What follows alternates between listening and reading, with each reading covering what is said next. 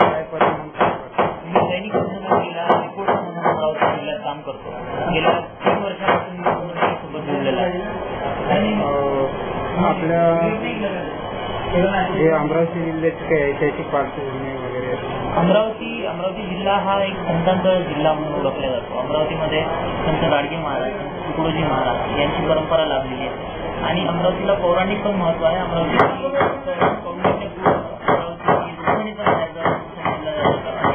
दंतकथा अमरावतीमध्ये एक महत्वाचं शहर म्हणजे संत अमरावती आहे. आणि आपल्या अमरावती जिल्ह्यामध्ये सामाजिक, आर्थिक, राजकीय जे काही स्थिती आहे, कारण 2020ला भारताला महासत्ता व्हायचं आहे, त्या दृष्टिकोनातून शासन गव्हर्नमेंट विविध उपाययोजना राबवत आहे. त्या संदर्भात आपल्या जिल्ह्यामध्ये काय प्रगती आहे? अमरावती तसं जर बघितलं तर अमरावती जिल्ह्यानं स्वतःला राष्ट्रपती दिलेला आहे. जिल्ह्याच्या राष्ट्रपती पद असल्यामुळे त्याचं अमरावतीला पण महत्व आहे. पण जर आर्थिक महासत्तेच्या दृष्टिकोनातून जर अमरावतीला जर आपण त्याच्याशी तुलना करतो तर ती फार तफावत दिसून येते.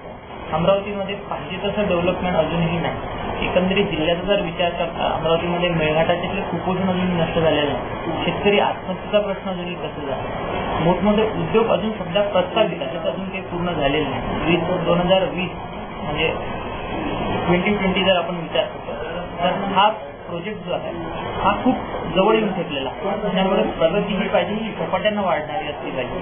परंतु राजकीय स्थिती जर बघितली आपण आतापर्यंत ती तशी नाही.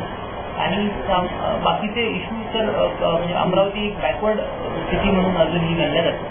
म्हणजे सध्या जरी प्रगती पथावर आहे पण परिस्थिती एवढी समाधानकारक. नेमकं कारण काय आहे तुमचं? याच्यासाठी नेमकं कारण पॉलिटिकल व्ह्यूज जे आहेत अमरावतीमधले बाकीचे पॉलिटिकल लिडर्स आहेत ते पाहिजे त्या जोडीचे नाही.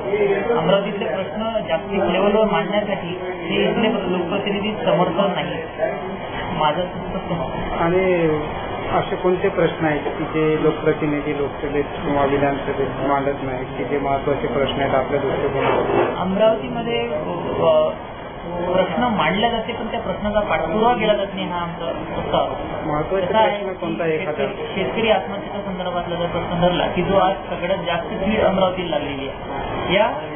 हे निघण्यासाठी आतापर्यंत लोकप्रतिनिधींनी प्रश्न मांडले परंतु त्याची जी मुळासकट ते उचलून काढायला पाहिजे होते ते त्या पद्धतीने झालेलं नाही.